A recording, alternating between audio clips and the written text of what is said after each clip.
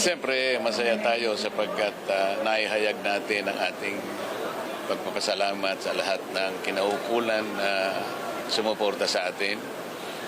Alam naman natin kung sino yung pinakamalaking sumuporta sa atin.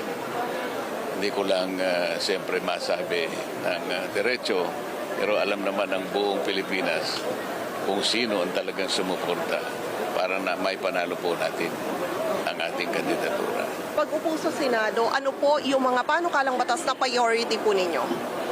Ay, hindi ko naman itinago yan eh. Talagang gustong-gusto kong maibaba ang singil ng kuryente sa ating bansa at talagang pagsisikapan nating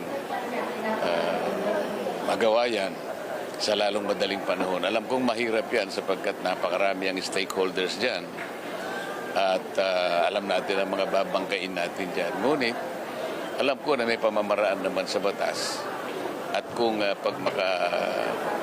makakatulong lahat ang aking mga kasama dito sa Senado, yun naman ang aking inaasahan.